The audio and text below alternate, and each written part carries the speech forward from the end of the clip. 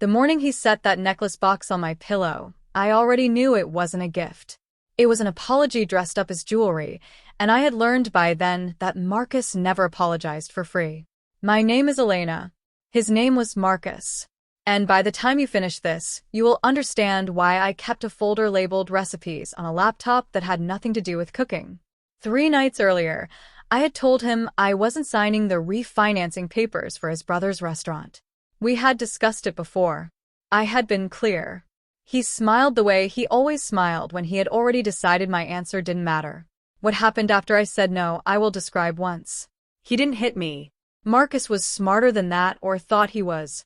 He picked up my phone, my laptop, and my car keys, and he put them in his trunk. He told me I could have them back when I stopped being difficult. Then he drove to work and left me in a house with no way out and no way to reach anyone. I sat on the kitchen floor for 2 hours. I did not cry. I thought about the landline in the garage that still worked, the one he'd forgotten existed, because we never used it. I thought about the fact that a man who does this once will do it again, worse, and that I had already known this about him for a long time without letting myself know it. That was the day I stopped hoping Marcus would change and started building the thing that would end him. Marcus left for the office at 8:15 every morning. I know because for the next 14 months I tracked it. Not out of obsession. Out of necessity. A woman in my position learns that freedom is not something you wait for. It is something you assemble, piece by piece, in the hours when no one is watching. In the garage, behind a shelf of paint cans, I kept a metal lockbox. Inside it, a debit card linked to an account in my maiden name, opened with cash from selling my grandmother's jewelry a little at a time, so no single sale would ever be noticed. Copies of bank statements I photographed during the 90 seconds Marcus left his laptop unlocked in the mornings. A prepaid phone charged only when he was at work, hidden inside a bag of rice in the pantry. And, most recently, 3 months of financial records I did not fully understand yet, pulled from a drive Marcus thought was password protected, which sat inside a folder labeled recipes because he never once looked there. Marcus's mother was named Vivian. She visited every second Sunday, always in the same beige coat, always early enough to inspect the house before anyone could tidy it for her. She looked at me the way she always did, a slow measurement from my shoes to my face, checking for evidence of failure. I had learned to give her nothing to find. Ironed clothes, a clean kitchen, a smile that did not reach anywhere real. That Sunday, Vivian brought a lemon cake and a story about a friend's daughter who had finally settled down and stopped being so difficult. Marcus laughed at the right moment. I refilled the coffee. When Vivian asked when we were having children, I said we were still deciding, and Marcus reached over and squeezed my hand hard enough to leave a mark, smiling the entire time for his mother's benefit. After they moved to the living room, I cleared the table alone and stood at the sink, looking at the driveway. His car. My car, the one he let me use only when it suited him. Vivian's car. I did the kind of math wives in my position learned to do without meaning to. Marcus worked at a firm called Bristow Capital Partners, a boutique investment company that managed retirement accounts for teachers, mechanics, small business owners, people who trusted their savings to men in good suits. He had been there 11 years. Senior portfolio director. His boss was a man named Charles Whitfield, 64, the founder, a man who gave keynote speeches about protecting the American worker's future and believed his own press enough to stop asking hard questions about the people beneath him. I had met Charles once, at a holiday dinner 2 years earlier. He shook my hand and told me Marcus was the most trustworthy man on his team.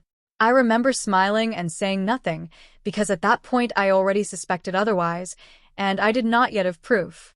What I found in that recipes folder was not another woman. It was worse, in the way that matters to more people than just me. Spreadsheets tracking client accounts that had been quietly moved into a shell fund. Emails between Marcus and a man named Preston Voss, who ran something called a private allocation vehicle that existed nowhere in any regulatory filing. Withdrawal requests from elderly clients that had been delayed, denied, or redirected, always by a few percentage points, always small enough that no single client would notice, always large enough that over 11 years it added up to millions. I am not an accountant. I spent the next 2 hours on the phone with one, anyway, a forensic auditor named Priya Malhotra, who a friend of a friend had once used in a divorce case. When I described the documents, she went quiet for a long moment before she asked me to send everything to a secure server, encrypted, time-stamped, while we stayed on the call. I did it standing in the garage in the dark, the metal lockbox open on the workbench beside me, Marcus asleep upstairs. Before we hung up, Priya told me two things. The first was that what I was describing sounded like securities fraud on a scale that would draw federal attention, not just a lawsuit. The second was quieter. She said, "Elena, once you send this forward, you cannot control what happens to it anymore.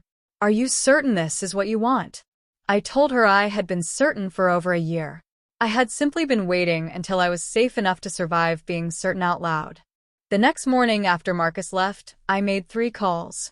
The first was to a family attorney named Rosalind Ferrer, who filed for an emergency protective order that afternoon based on the isolation, the confiscated keys, and photographs I had quietly taken of bruises from earlier incidents Marcus assumed I had forgotten. The second call was to Priya to confirm the documents had reached the right regulatory contact. The third call was to Charles Whitfield's office. I did not tell his assistant what it was about. I said it concerned a serious matter involving company business and asked for the earliest available time. She offered 11 the next morning. I took it. I dressed carefully.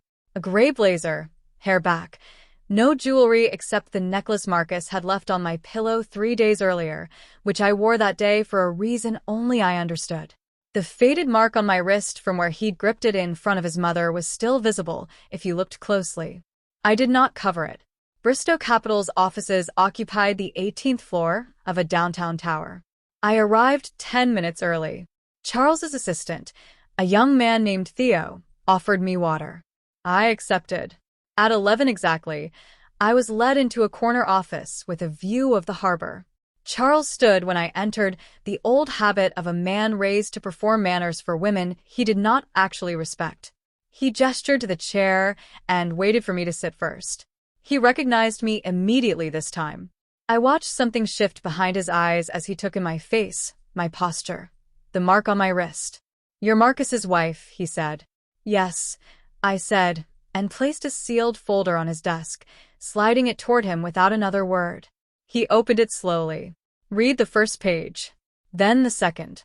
I watched the exact moment his expression changed from confusion to comprehension to something closer to fear, the look of a man realizing the ground beneath his reputation had been hollow for years. He looked up once, halfway through. I did not look away. When he finished, he closed the folder carefully, the way you set down something fragile you already know is broken.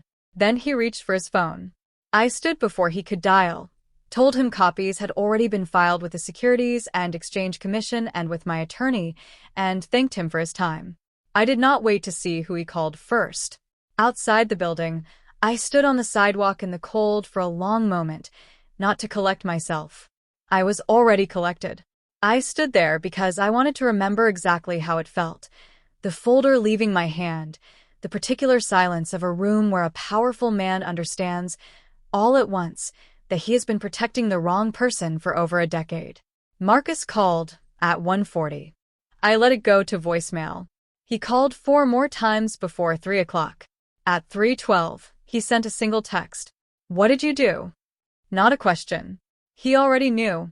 I set the phone face down on the counter and started dinner. Something simple.